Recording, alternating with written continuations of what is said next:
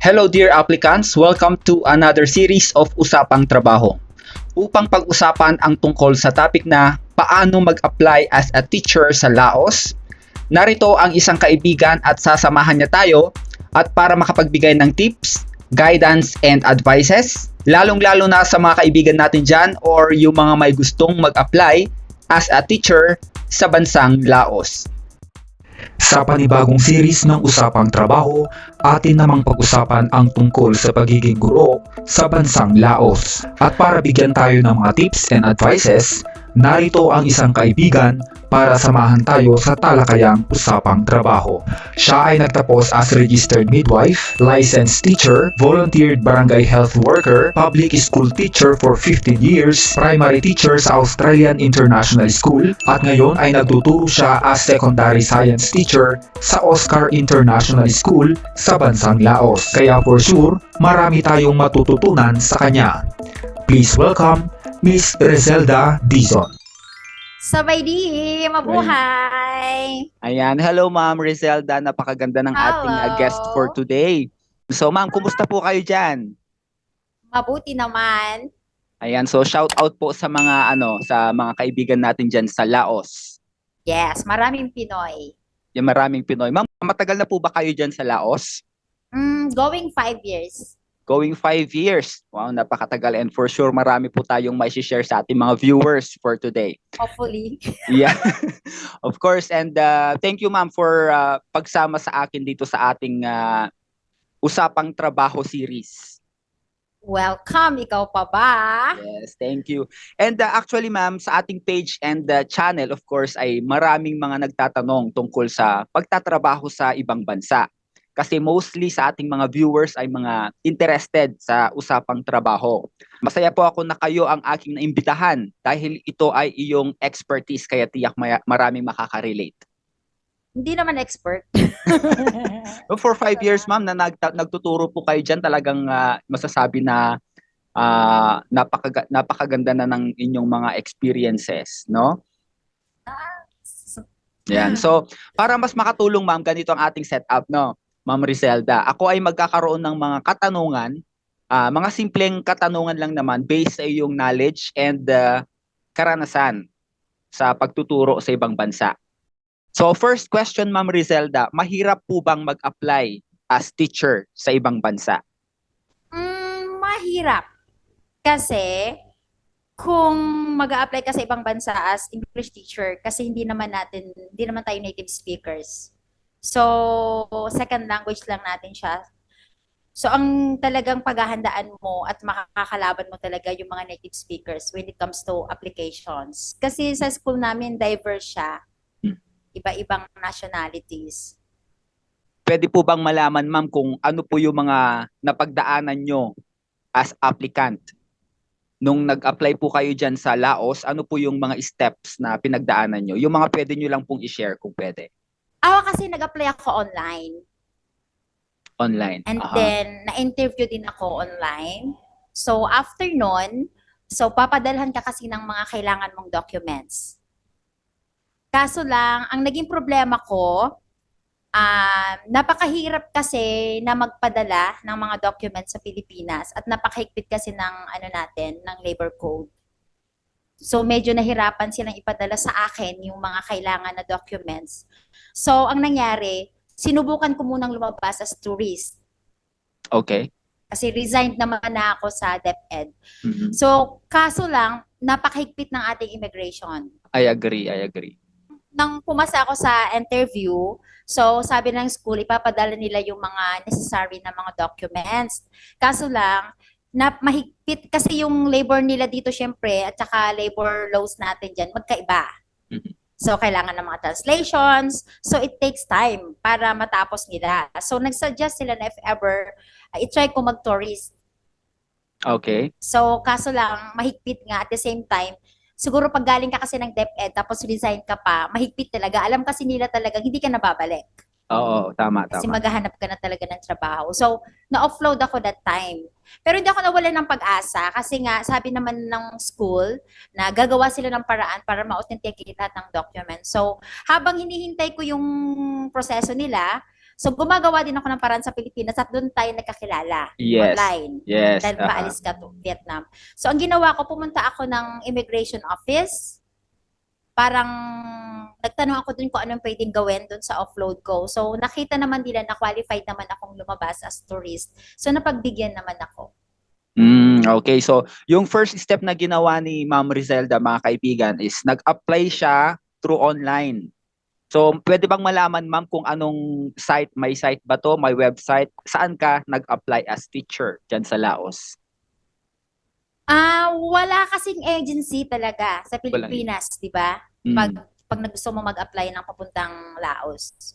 So, ang ginawa ko, may mga Filipino kasi, may isang parent ako na tinatanong ko sa kanyang utang na loob yun na may friend siya na nandito na.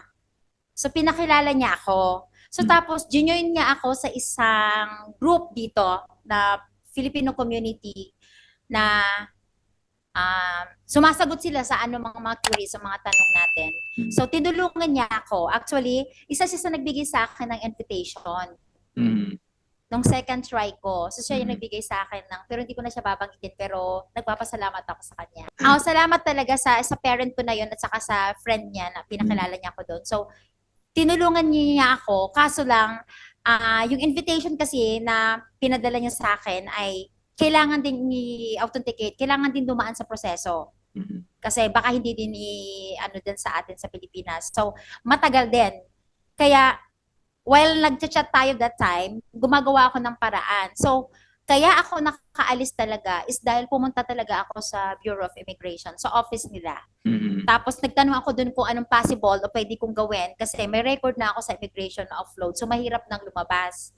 So hiningan nila ako ng mga certain documents or whatsoever, then dumaan din ako sa interview doon. And nakita naman nila na hindi ako magiging biktima ng human trafficking kasi nga dalawang license naman na hawak ko, and then okay naman daw. So, kaya ko naman mag-travel. So, yun. Binigyan ako ng pagkakataon na makaalis. Ngayon, ma'am, paano naman kung magtatanong po, may mga magtatanong tayo mga viewers. Halimbawa, may mga teachers din tayo dyan tapos gustong maranasan yung naging experiences mo. Saan kaya sila pwedeng mag-research din ng company na pwedeng papasukan dyan sa Laos? Facebook, marami po, no? Marami kasi lang nila, hanapin lang nila sa Facebook yung parang Filipino community in Laos, and then join lang sila doon, and then yung admin naman nun ay napaka-accommodating niya. So, join lang doon. Tapos doon kasi din yung mga schools kasi dito, international tsaka local schools, pag nag-hire sila ng mga teachers, nagpo-post din sila doon. Okay. So parang kaya pwede rin yun. Mag-join lang talaga. Okay. I-search lang. So ma'am, ano po yung mga requirements na dala-dala ninyo dyan sa Laos? Passport, syempre. Dito naman kasi pag tourist yung yung alis mo sa Pilipinas, may free kasi sila dito Free tayo for 30 days. Oh, okay. Free visa yon para sa ating mga Asian. So after 30 days at wala ka pang work, wala ka pang visa, stay permit at work permit, pwede ka namang mag-exit for an extension visa. So, pero ang mas advice ko na mas maganda na pag-alis nila sa Pilipinas is legal talaga. Ang hirap kasi na susubok sila as tourist, tapos magkataon na mapupunta ka sa isang immigration officer na napakahigpit. So, suntok sa buwan siya talaga. Hindi ko ina-advise at nire-recommend yung mga pinagdaanan ko. Kasi mahirap. Kasi mahirap siya. Mahirap siya. So, legal naman siya, kaya lang yung offload mo kasi pag may record ka na sa immigration, napakahirap na, di ba? So, ayun lang talaga, ihanda nila. Tsaka mas maganda kapag yung documents natin is yung naka-red ribbon na siya. Yung authenticated na sa Pilipinas. Kasi mga schools ngayon dito, karamihan na talaga, naghahanap sila ng mga authenticated na mga documents. And then, hindi naman kailangan na licensed teacher ka. At least may experience ka lang sa teaching. Pero, plus points mo kasi kapag licensed teacher ka. Mas madali kang makuha ng employer. Actually, ikaw priority ka talaga sa mga interviews kapag licensed teacher ka. And of course, marunong kang mag-English kasi yun yung ituturo mo dyan, tama? Fluent hindi fluent. Kasi tayo mga Pinoy naman, di ba, actually, parang second language na natin yung English, di ba? Marunong, alam marunong. nila yan. Hmm. So, although hindi man perfect, hindi man kasi tayo native speakers, pero ang pag na-hire ka kasi na sa atin, na patunayan mo lang na maka-speak ka, yung may speaking and writing ability ka sa English. So, while nasa school ka na, makikita kasi nila kung paano magtrabaho ang mga Pinoy. Yeah. I agree. Yes, oo, kung paano. Kaya nakaka-proud sabihin na kapag Filipino teachers dito, gustong-gusto na talaga siya ng mga schools, international school, kasi yung paano tayo magtrabaho. Mhm. So gaya ng naging karanasan ko din, ma'am, no, Ma'am Rizelda, nung ako ay hindi naman graduate ng education, graduate ako ng business, pero nakapagturo ako sa ibang bansa. So tama ako, agree ako dyan sa sinasabi mo, ma'am, na kahit hindi ka naman graduate ng education, for as long as na marunong kang magturo, and nasa qualified ka naman for some schools naman dyan. Yes. Sa Okay. kanila naman kasi pag yung sa interview naman kasi makikita na naman, okay naman ang speaking niya, tapos writing. Kasi kailangan mo din naman eh. Kasi yun nga ang ina-apply mo, English teacher. So, siyempre kailangan magpakitang gilas ka din. Yes. O, di ba? Tama. So, pag nasa school ka na, siyempre makikita nila, Pinoy to. Alam mo, kuno talaga tayo eh. Pag binigyan na tayo ng pagkakataon, gagawin mo ng lahat, di ba? Go na, no? Wala nang bawian. Oo. Tsaka ang dami ditong nagtuturo na hindi naman education graduates, Okay.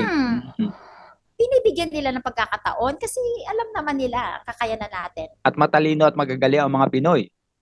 Hindi lang matatalino at magagaling kasi pag kahit nga ano ipagawa mo dyan, napaka-flexible kasi natin. Yun yung Flexible. lagi nilang sinasabi, na napaka-flexible ng mga Pinoy.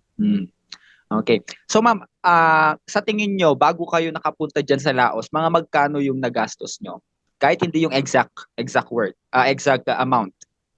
Amount? Actually, print ticket, yun lang. Yun lang. Ihanda mo yun. Tsaka allowance, syempre, na Tsaka ina-advise ko din na maliban doon sa lakas ng loob, yung kailangan may hawak ding pera. Yes. Kasi pagdating mo dito, hindi mo, lalo na kapag tourist yung entry mo dito, hindi mo alam kung kailan ka ma-hire. Kasi may peak season din dito eh. So, maliban sa lakas ng loob, yung prayers, dapat may dala ka talaga. Kasi pagdating naman dito, hindi peso yung ginagastos natin.